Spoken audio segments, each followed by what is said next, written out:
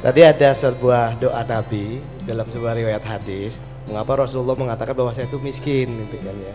Atau miskin. Iya. Jadi padahal Rasulullah itu kan sudah dinyatakan makhluk yang tidak kekurangan apa-apa. Minta aja pasti dikasih. Enggak minta juga dikasih, tapi Rasulullah tidak. Maka sesungguhnya di balik itu ada makna tersirat, Rasulullah sesungguhnya kaya gitu. Tapi dia selalu rendah diri, kemudian dia tundukkan diri. Ini sebagai pembelajaran bagi kita umatnya, bahwa kita tuh jangan memiliki sesuatu yang berlebihan. Saya kira begitu ya. Ya gue jawabannya kayak banget milih sing ndi ngono ya. Kayak banget dari filosofi, dari dialektika, dari logika semua bisa, dari nas-nas juga bisa. Jadi gini loh Mas. Ini jawaban pribadi ya. Saya itu, andaikan saya kaya, saya akan hidup secara miskin. Saya. Dan sampai hari ini saya hidup secara miskin. Saya tidak tahu saya kaya apa tidak. Tapi saya hidup secara miskin. Makan saya cuman seperti itu. Tempat tidur saya seperti itu. Saya masih cuci sendiri. Saya masih korah-korah di dapur. Saya tidak punya pembantu.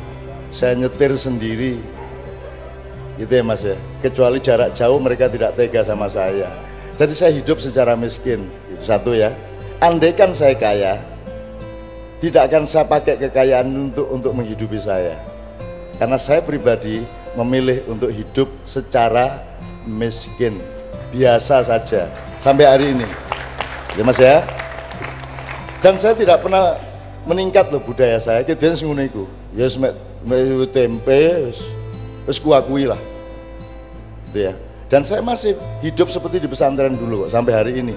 Tidur di kasur tuh malah nggak enak. Saya tuh, enggak. Saya bisa kok tidur di kursi bangku sekolah tuh ngene iki, Mas. Sampai pagi enggak ada masalah saya. Saya tidur dalam posisi apapun tidak ada masalah, karena tidur bagi saya adalah peningkatan kekuatan sel-sel saya. Semakin saya tidur enak, semakin lemah sel saya. Semakin saya tidur tersiksa, semakin memberontak sel saya sehingga menjadi lebih tangguh. Ngono dia aku. Kalau nggak percaya nanti malam kamu tidurnya gini sampai pagi. Iya. Jadi saya nomor 2 Mas, saya itu berpendapat miskin itu baik. Yang tidak boleh itu fakir. Kalau fakir harus ditolong. Tapi kalau miskin itu baik. Saya loh Mas, kaya itu bahaya. Kadal fakru ayyakuna kufron. Al fakru di situ tidak harus kemiskinan harta. Orang yang mempertahankan kekayaan berarti dia jiwanya miskin. Orang yang masih mencari kekayaan berarti dia bukan orang kaya. Kalau orang kaya dia tidak mencari kekayaan. Orang yang mencari kekayaan pasti orang miskin, kan begitu. Sama dengan Anda hidup di dunia kok menumpuk dunia, goblok. Oh sudah di dunia kok mencari dunia. Kalau di dunia itu mencari akhirat. Gimana sih Anda ini? Wes dek kali kok, ini kali ini, lo sekali kok.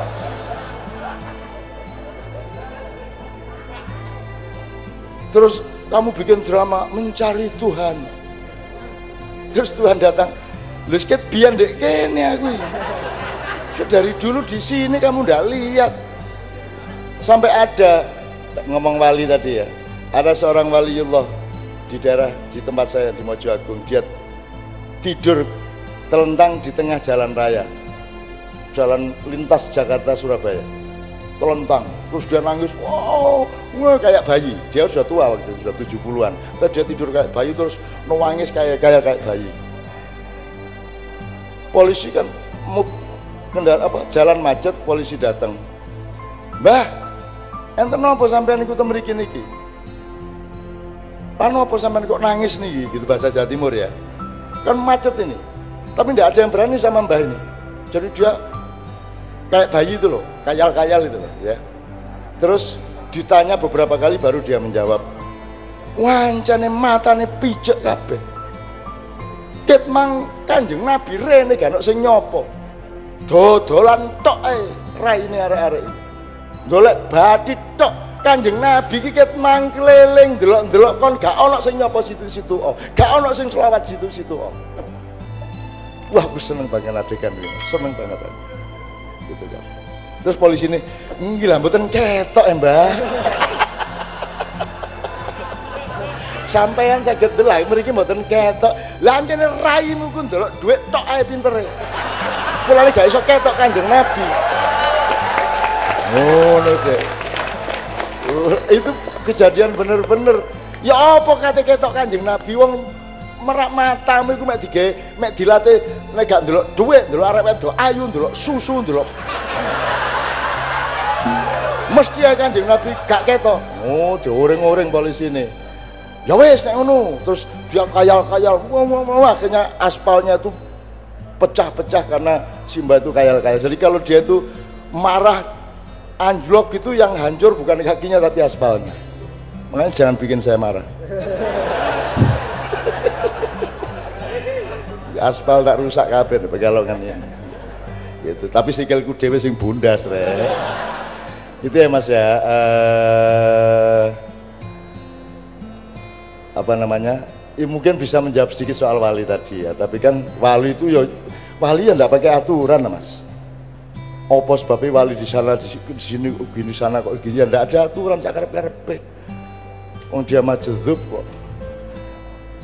Loh, dia cuman mediumnya Allah kok. Yang orang saya ceritakan kalau ke masjid itu nguyuh ngatar, wah di masjid. Ini beneran. Ntar kalau selawatan bareng dia terbangnya, leren, terbangan kok taek, gitu kan? Terbangi. Terus dia ngomong, wah, ini ribuan orang kan pakai sekian petromak gitu. Ya, wah, mati, pet lampunya kabeh. Karena dia pukul satu kali pat, terus dia kapok kan yo gitu. Coba wali ngono iku coba. Kok nek kepengin dadi wali gendeng ngono iku.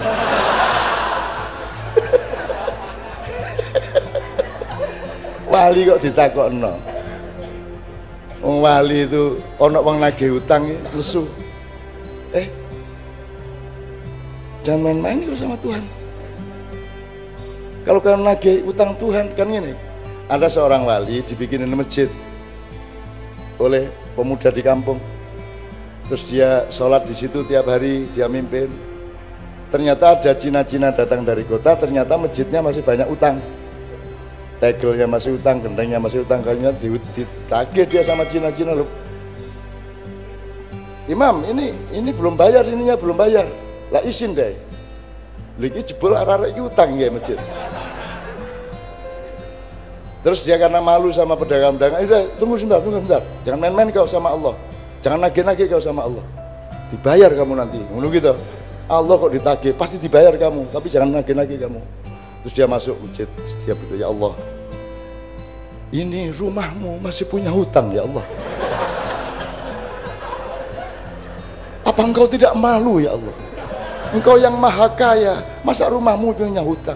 Aku yang hanya penjaga saja malu, masa engkau tidak malu? Bayar hutangmu ya Allah, bayar.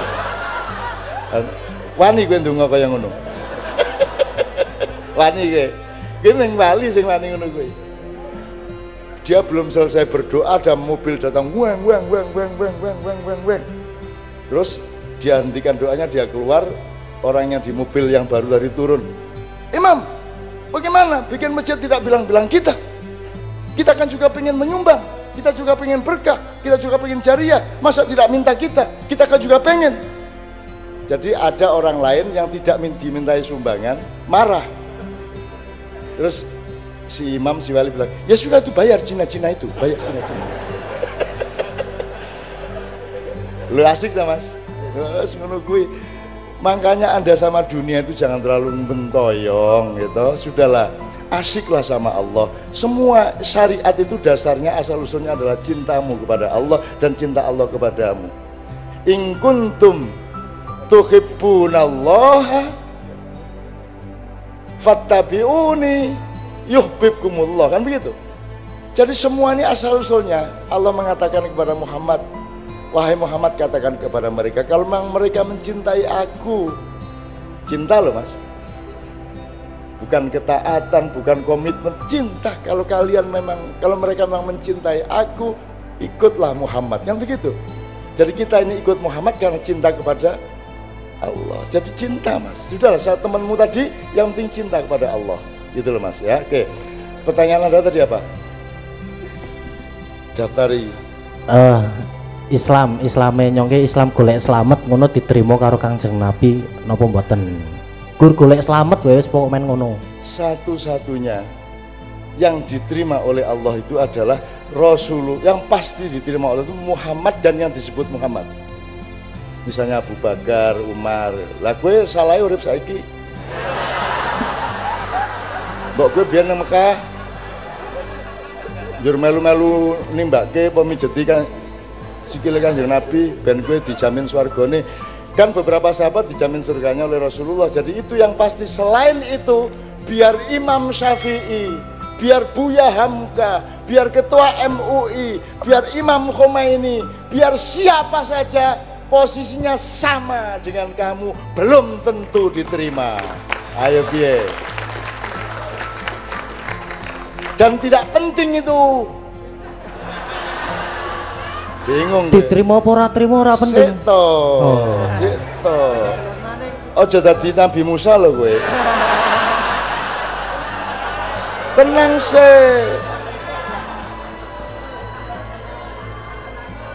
sih. Nek aku bocorke kapal didelok sik kok bocorke kapal, aja takon sik. Ngono. Nek aku nguntir gulune cah cilik meneng sik piye ya? Ngono. Aja langsung takon. Kowe engko ayo takon pisal meneh aku ngene. Hadza firaqun baini wa baini.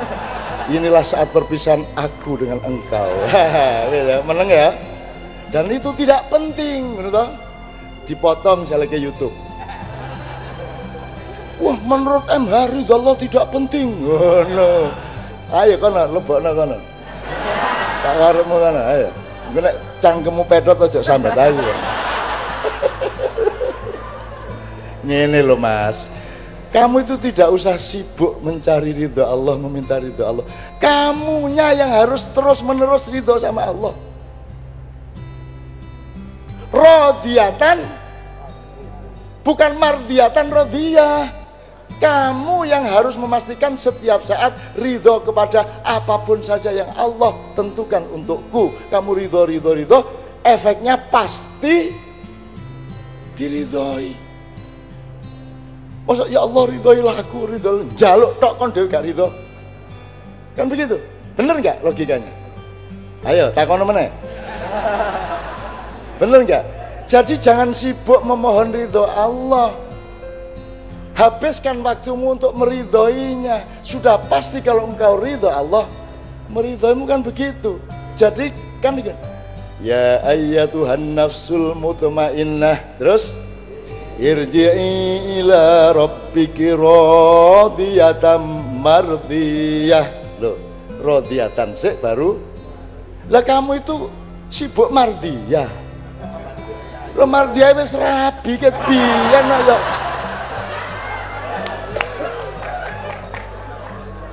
Jadi kamu tempuh radiyatan dulu. Kamu akan mendapat efek mardiyah gitu. Jelas ya sekarang? Ayo Bi, ayo.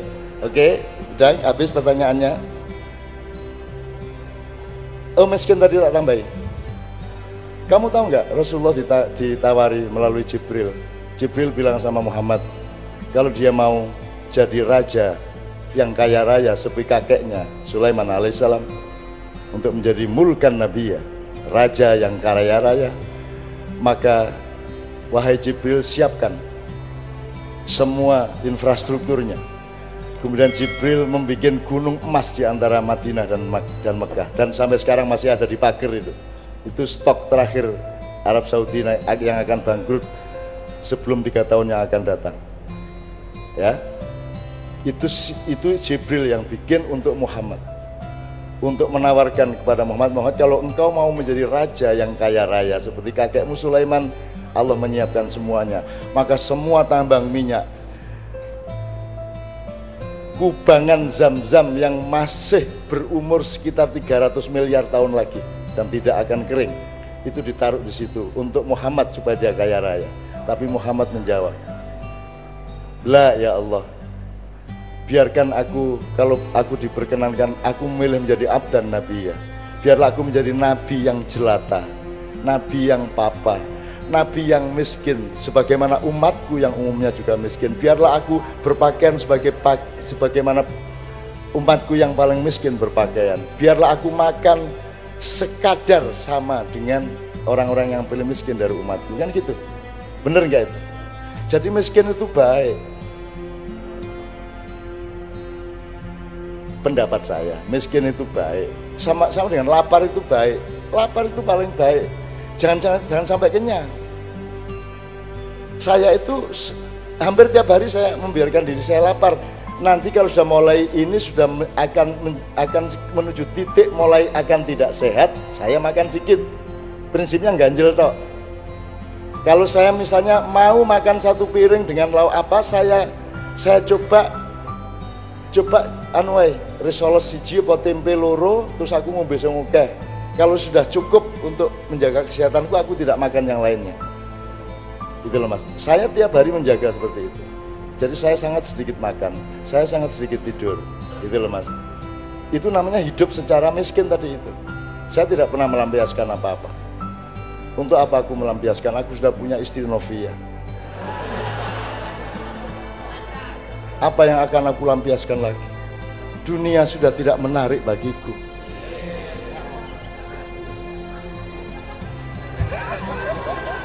Lelah enak teman nek duluran nih Mas ya. Gitu oke. Terakhir ya, oke. Sekarang waktu tinggal sedikit. Bapak saya mau tanya, ini langsung kita akhiri atau kita kasih tenggang sedikit untuk sholawatan? Oke.